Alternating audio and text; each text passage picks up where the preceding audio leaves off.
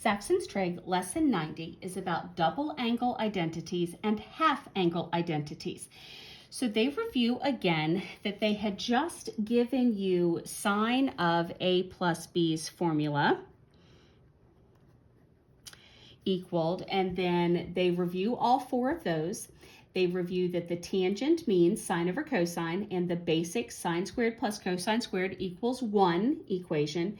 And then they say, let's use this information to develop the identity for what they now call sine of 2a, and they want a formula for that.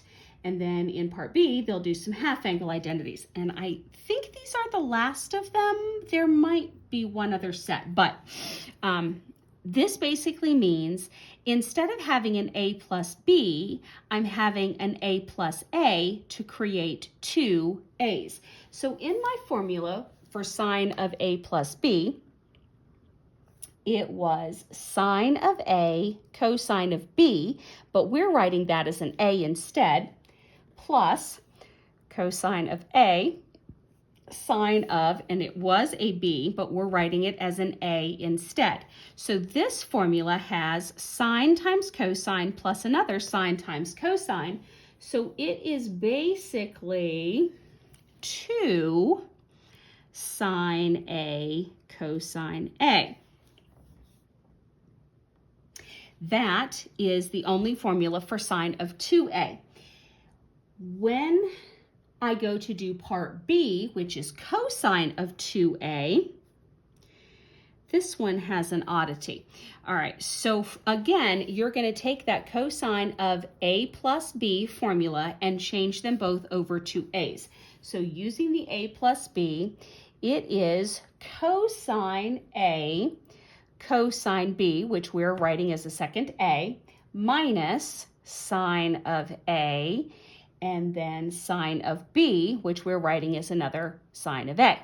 So this basic for cosine of 2a is cosine squared a, cosine times cosine, minus sine squared a. So that is the first of those formulas, but I said this one has an oddity.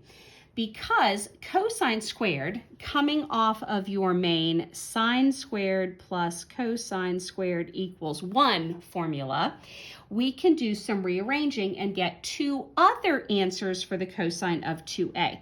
So I'm going to box this one as the first one so that you can find them again. Let's go ahead and box this one because it gets a little messy with all kinds of formulas.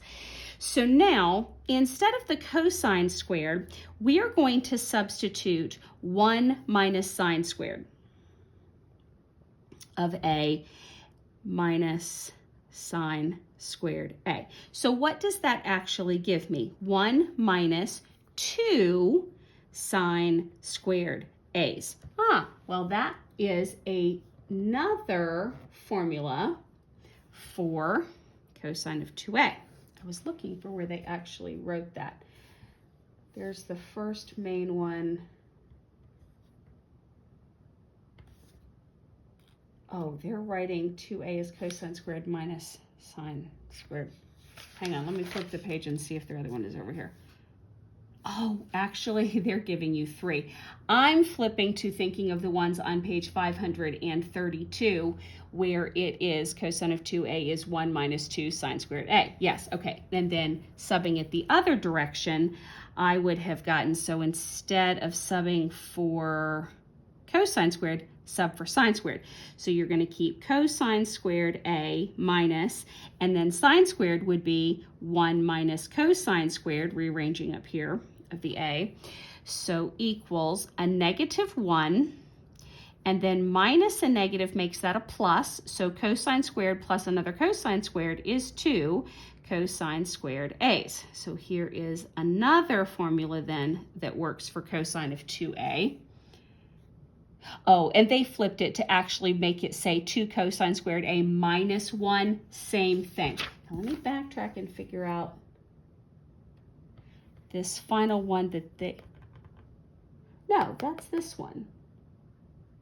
The other answer I thought it should only be 3 formulas, was this one. Okay, we're good. There are only 3 formulas for cosine of 2a. For a second, I thought I'd lost it. Example 2. Begin with the identities for sine of a plus b and cosine of a plus b, and develop the identity for tangent of 2a. Okay, so instead of using the original tangent formulas, what they want to do is take the sine of a plus b and cosine of a plus b formulas and do some substitutions. I'm going to say, rather than carrying it all the way back to the original equations, go ahead and use the sine of 2a over the cosine of 2a formula. It's okay to pick up from here when developing, at least for me. But you know that you can get to this long equation over top of the cosine's long equation, divide every part by that first piece, and then end up getting with your sine 2a, cosine 2a. All right, so here we go. Sine of 2a was 2 sine a cosine a over, and now which one of these lovely three should we use? The basic one, cosine squared a minus sine squared a. Now, what can we simplify here? Nothing. So the same rule applies, that whatever the first piece in the denominator is, they've chosen to divide everything by that. And I can cram it in here, cosine squared of a. Last time I didn't have space, but this time I kind of do. So now this cosine squared and this cosine cancel one piece off, which takes it down from being squared to just a plain cosine a. So you have here 2 sine over cosine. Oh, what's sine over cosine? Tangent a, great. Cosine over cosine squared is 1 minus, and then sine squared over cosine squared, that's tangent again. So tangent squared of a. Here is the formula for the tangent of 2a.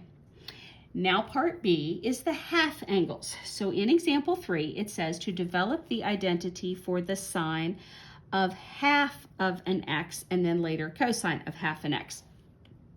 Okay, so you are going to take your, and this works kind of backwards. Oh, yes, and I'm reading a note here that I gave myself in this lesson. Rather than starting all the way back at the sine a plus b or the cosine a plus b formulas and getting down to where I'm using the double angle again, I say to go ahead and pick up with the double angle one, and then we're going to fix this to a half. So when we're doing the sine squared one, we're actually going to start with the cosine 2a formula, and because we want, it could be either the main one or this one. Either one has the sign in it. This one doesn't have the sign, and we want to work with signs. We got to have one of these too. So it's easier to use this one. So we're going to pick up this proof with saying cosine of 2a equals 1 minus 2 sine squared a. And then what we're doing is solving for the sine squared so we can get it closer over here. So we're going to minus this 1, cosine of 2a minus 1 when we moved it, divide out the negative 2 to separate it from the sine squared, divide by negative 2, now equals sine squared a. So we're getting there, and I don't want that negative in the denominator. So I'm going to change everybody's sign and make this negative cosine and positive 1, and that's a positive 2. So we're basically ignoring that piece. So technically, this is written as 1 minus cosine of 2a over 2. I'll fix it in my next step. But I still don't have sine alone, which I need. It has a sine squared. So we square root to remove that. So when I square root, I'm going to fix that order. 1 minus cosine of 2a, I can't really square root that, over top of 2. Square root of 2 isn't going to help me. So I'm going to leave it all in the square root. And now that equals sine of a. All right, but I don't want sine of a. I want sine of half an x. So everywhere I have an a, I want to substitute in a half an x. So it will now be sine of half of an x because I'm putting in that instead of the a. And if I do it here, I better do it here. So I have a square root of 1 minus cosine of 2 times the half an x substituted in all over 2. And I'm almost done, except that I have to fix this in here. So the square root of 1 minus the cosine of, and 2 times the half is 1, so cosine of x over 2 is how I do sine of half an x. So here is that formula. All right, the cosine of half an x is going to work the same way, and this is part B of example 3. And I know I'm going to need one of these formulas that has the cosine squared in it so that I can use it, except that we want to avoid where the other one is a squared. So we're going to use, I want cosine, I need the word sine. I think I said that backwards. I want to use this one. All right, so we're going to pick up with cosine of 2a equals 1 minus 2 sine squared a. Just a second, I feel like I'm doing the same one again and I should be doing the opposite.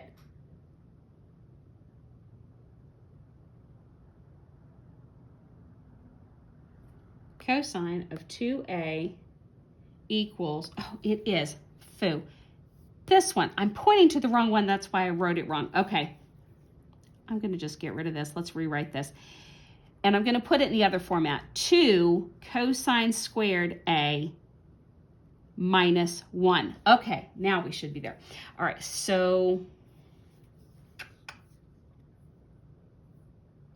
I need to solve for the cosine squared part. So that's this piece. So we're going to have cosine of 2a plus 1 divided by the 2 equals the cosine squared a. So I moved this over and divided by the 2 to separate it. Now cosine squared is alone. Square root and kill off the squared. Oh, I failed to do something. Whenever I square root something, I should have automatically a plus and minus sign in front of it. That should have been carrying with me. There should be a plus and a minus. There are 2 embedded answers for these. I should have the same thing here, the positive and the negative. All right, so then positive and negative square root of, and we know that our next step is to substitute for this a half an x, so that's our next step here. Cosine of 2 times, instead of the a, half an x plus the 1, over the 2 equals cosine of, and instead of the a, substitute half the x. So what does the cosine of half an x equal? Positive and negative square root of. 2 times a half is 1, so we get our cosine x plus 1 over top of 2. So the major difference is the fact that this one has a minus, this one has a positive, but pretty much everything else is the same. Make sure I have no errors here.